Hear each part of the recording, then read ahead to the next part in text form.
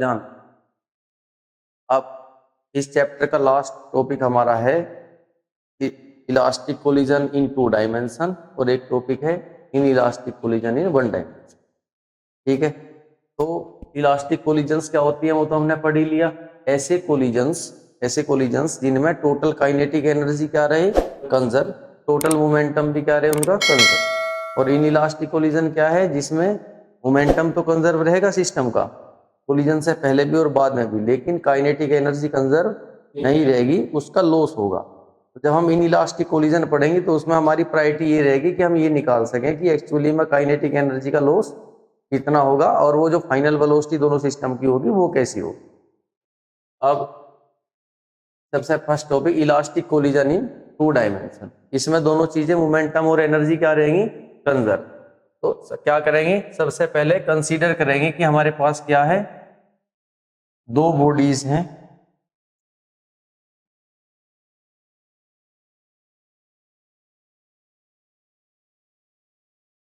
दो बॉडी हैं जिसका मास कितना है, m1 और m2। ये बॉडी जा रही है u1 वेलोसिटी से और ये बॉडी जा रही है u2 वेलोसिटी से। फिर क्या हुआ, आफ्टर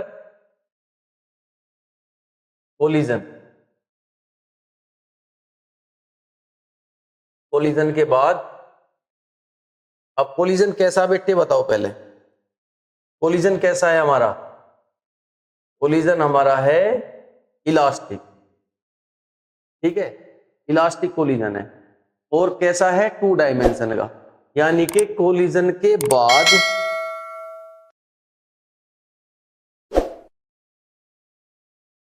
ऐसे ही कोलिजन होगा उसके बाद में ये दोनों बॉडीज अलग अलग डायरेक्शन में चलेगी। यहां पे बिल्कुल एकदम सेंटर पे कोलिजन ना होगा, साइड में होगा थोड़ा सा, जिसकी वजह से ये वाली बॉडी, सपोज ये वाली बॉडी किधर गई, इस साइड, और ये बॉडी किधर गई, इस साइड। ये दोनों मास अलग अलग डायरेक्शन में चले। ये वाला इस मीन लाइन से ये एंगल सपोज कितना है, थीटा, और ये एंगल कितना है, फाई। तो इधर की तरफ कौन सा मास आया हमारा, m1, और इधर की तरफ कौन सा मास गया, m2। यही बात समझ में क्लियर है। तो ये जो 2 मास थे, सपोज जैसे स्ट्राइकर नहीं होता, हम कैरम बोर्ड खेलते हैं, तो आप इसे बिल्कुल सेंटर में, अगर दूसरी जो स्ट्राइकर है आपका अगर इसमें सेंटर में लगता है तो दोनों बिल्कुल सीधे चलेंगे। लेकिन अगर सपोज कि आपने स्ट्राइकर साइड में मारा ऐसे, तो क्या होगा, ये बॉडी तो इधर जाएगी और ये वाली बॉडी, ठीक है। तो इस तरीके से 1 डायमेंशन में ना होगा कोलिजन, कैसा हो जाएगा, 2 डायमेंशन में हो जाएगा। ये बात समझ आई, ठीक है। अब ये m2, ये जो m1 मास है जो इधर आ रहा है, इसका वेलोसिटी कितना है फाइनल, v1, और इस m2 मास का फाइनल वेलोसिटी कितना है, v। लेकिन ये हम देख रहे हैं कि ना तो ये x एक्सिस पे है वेलोसिटी है, ना ही y एक्सिस पे। तो हम क्या करेंगे फिर, रेजोल्यूशन। ठीक है, तो x एक्सिस पे इस v2 का रेजोल्यूशन करूं मैं इधर, और एक y पे करूं इधर, तो x एक्सिस पे ये वेलोसिटी कितनी आ जाएगी, ये आ जाएगी v2, हाँ वेरी गुड, कोस थीटा, थीटे के साइड में कोस और बिना थीटा के इधर साइन, तो v2 साइन थीटा। और इस v1 वेलोसिटी का रेजोल्यूशन करता हूं तो एक इधर और दूसरा y पे इधर, तो इधर फाई की साइड में कितना होगा, v1 कोस फाई, और इधर v1 साइन फाई। नीचे वाला इधर वाला कैसा होगा हमारा, नेगेटिव। इतनी समझ में आई बात के लिए। तो वैसा वैसा कुछ हो रहा है, ये हमारा बाहर का एक प्रारूप है इसका। अब हम देखते हैं, कंसीडर ऐसे वैसे,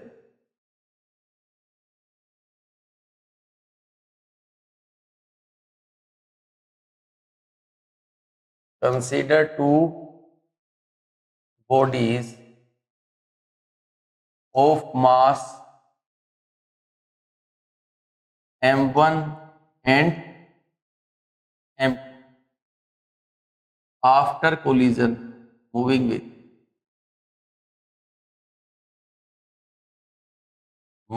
with velocity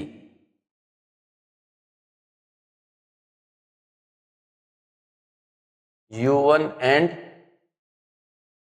u2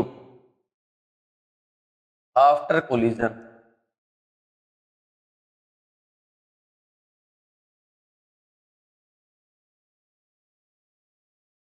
they moves at angle theta and phi with the x axis। ठीक है, कोलिजन के बाद वे थीटा और फाई से डेविएट होगी। अब एस काइनेटिक एनर्जी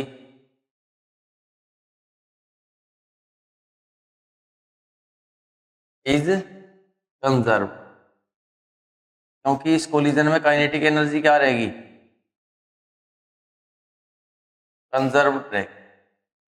तो काइनेटिक एनर्जी कंजर्व रहेगी तो क्या लिखेंगे फिर हम यहाँ, m1 half m1 u1 square plus half m2 u2 square, ये बराबर होगा किसके, half m1 v1 square plus half m2 v2 square. क्योंकि काइनेटिक एनर्जी स्केलर होती है, इसमें डायरेक्शंस होती नहीं।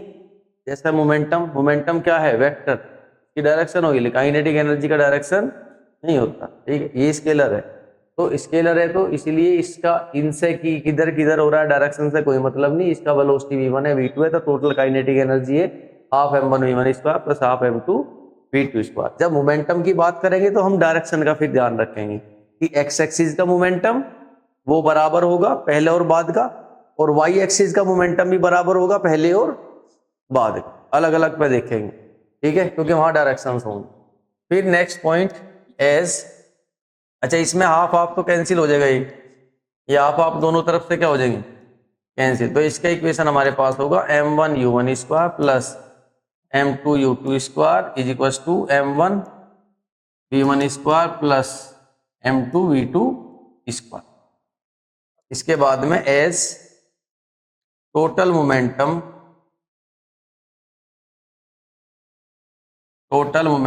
Of the system is also conserve. Total momentum भी क्या है सिस्टम का, कंजर्व है। तो मोमेंटम अब एट एक्स एक्सिस, पहले किसका निकाल लोगे, एक्स एक्सिस का। तो एक्स एक्सिस पे बताओ बेटे, इनिशियल अब देखोगे टकराने से पहले दोनों बॉडीज का वेलोसिटी एक्स एक्सिस की तरफ ही है, तो टकराने से पहले तो मोमेंटम केवल किधर है, एक्स की तरफ ही है, वाई पे तो कुछ है ही नहीं। तो बताओ एक्स पे पहले टकराने से पहले का मोमेंटम कितना, m1 u1 plus m2 u2। अब टकराने के बाद एक्स पे कितना, टकराने के बाद एक्स पे, तो ये वाली जो मास है m1 वो x पे इस वेलोसिटी से जा रही है, और ये वाला मास x पे इस वेलोसिटी से जा रहा है ना। तो x की वेलोसिटी लेंगे मास के साथ, तो क्या लिखेंगे, m1 v1 cos phi plus m2 v2 cos theta. इस m2 की जगह पे m2 इंटू में v2 cos थीटा, और m1 है तो m1 into v1 cos phi।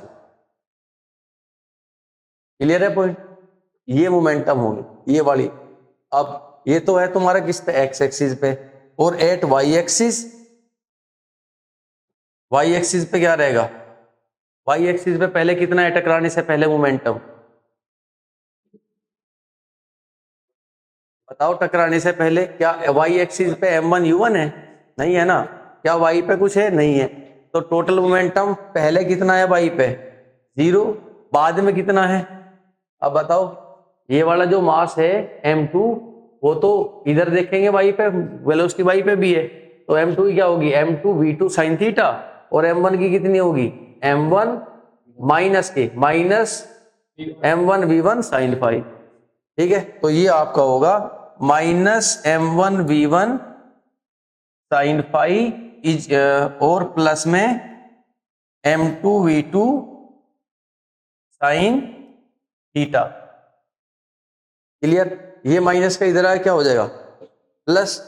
तो फाइनली हमारे पास एक और इक्वेशन होगी कि m1v1 sin phi is equal to m2v2 sin theta. तो ये इक्वेशन आ जाएगी किससे? y से। क्लियर है? अच्छा, इस इक्वेशन में एक बात आप नोट करके रखोगे, ये जरूरी है कि इलास्टिक कोलिजन 2 डायमेंशन के हो रहे हैं तो थीटा प्लस फाई हमेशा कितना होगा 90 डिग्री। बस इतनी बात लिखनी। क्लियर हो गया? तो सबसे पहले क्या लिखेंगे? मोमेंटम, काइनेटिक एनर्जी कंजर्व है और फिर मोमेंटम, और मोमेंटम एक्स का भी कंजर्व रहेगा और वाई का, इस तरीके से। क्योंकि ये ऐसे टेढ़ी जा रही है तो रेजोल्यूशन करके बस क्या कर दो सीधा एक्स पे और वाई पे। ठीक है, ताकि एक्स वाई पर अलग अलग मोमेंटम निकाल सके। क्लियर हो गया समझ? नेक्स्ट अब क्या है? Last, in elastic collision in one dimension. One dimension में अगर इन इलास्टिक कोलिजन हो रहा तो वो कैसा होगा? अब सपोज अगर परफेक्टली इलास्टिक है तो यहां मान लो कि ये बॉडी आपकी है m2, यहाँ एक बॉडी है m2 मास है जिसका, और यहाँ एक मास है जिसका कितना बॉडी का मास है m1। इसके जो वेलोसिटी है वो कितनी है? 0। ये रेस्ट में, ये आई कितनी वेलोसिटी से? u वेलोसिटी से, इससे टकराई। क्योंकि परफेक्टली इन इलास्टिक कोलिजन है। कैसा कोलिजन है? Perfectly in elastic. तो क्या होगा बताओ अगर परफेक्टली इन इलास्टिक होगा तो दोनों मास एक साथ मूव करेंगे, m1 और m2 दोनों एक साथ मूव करेंगे। कितनी वेलोसिटी से?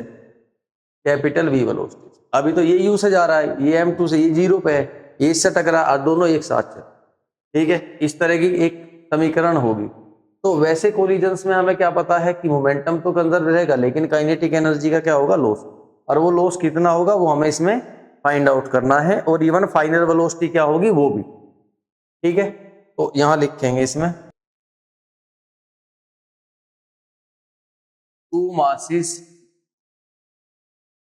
m1 and m2 in which mass m1 is moving with velocity u1 and mass m2 is at rest। Mass m2 कैसा है? रेस्ट में। और m1 मास जो है वो v वेलोसिटी से जा रहा है आफ्टर कोलिजन। आफ्टर कोलिजन, हाँ, both masses moves together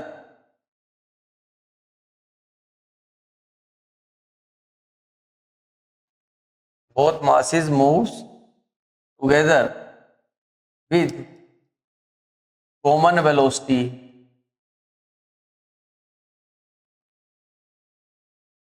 capital V। Collision के बाद दोनों v वेलोसिटी से मूव करने लगे। क्लियर? समझ आया?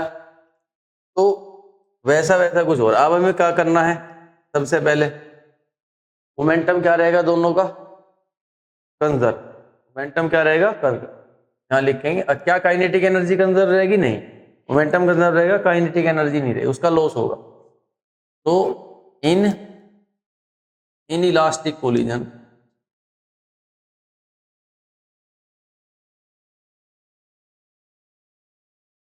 Total momentum is conserve. बताते रहना आप, बोलते रहा करो। बताओ टोटल मोमेंटम के अंदर क्या लिखूं, m1 u1 प्लस 0, u2 तो 0 है, and that is equals to m1 plus m2 into, बात करें तो दोनों एक साइड ही चल रहे हैं, ठीक है। तो इस इक्वेशन से हमने क्या निकाल सके, हम कैपिटल V, और जो हमारा कितना होगा m1 u1 divide by m1 plus m, ये निकल सकता है, और उसकी फाइनल वेलोसिटी जिससे भी जा रही, ठीक है। हाँ ठीक है ना, m1 u1 अपॉन में m1 प्लस m2, ये होगी फाइनल वेलोसिटी जिससे भी दोनों मूव करें। नेक्स्ट अब निकालना है हमें काइनेटिक एनर्जी का लॉस। क्या निकालना भाई, काइनेटिक एनर्जी का लॉस कितना होगा, कैसे निकाल लोगी, तो initial kinetic energy minus final का पूरे सिस्टम की। अब बताओ इनिशियल काइनेटिक एनर्जी कितनी है, half m1 u1 square plus 0 and that is, फिर माइनस, ये तो इनिशियल है कंप्लीट, और माइनस का लिखेंगे half m1 plus m2 into में v स्क्वायर, v का वैल्यू हमने पहले ही फाइंड आउट कर लिया, ठीक है। तो अब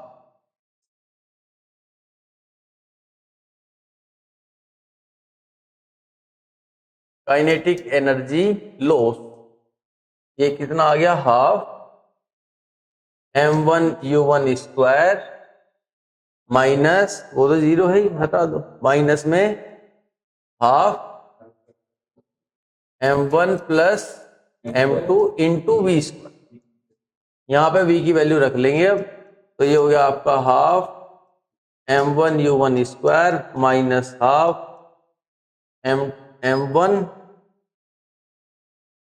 प्लस m2 इंटू में v का वैल्यू क्या है m1 u1 अपॉन में m1 प्लस m2 और इसका होल स्क्वायर, ऐसे ही है, ठीक है।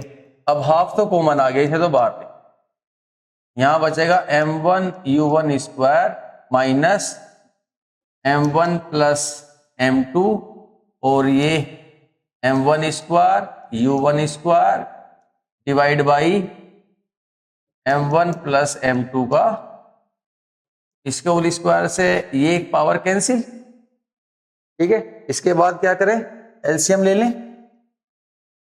तो कितना आया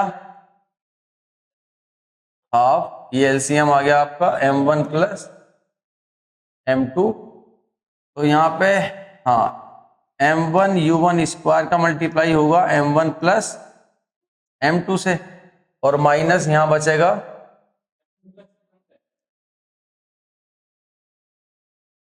कहाँ है प्लस u1,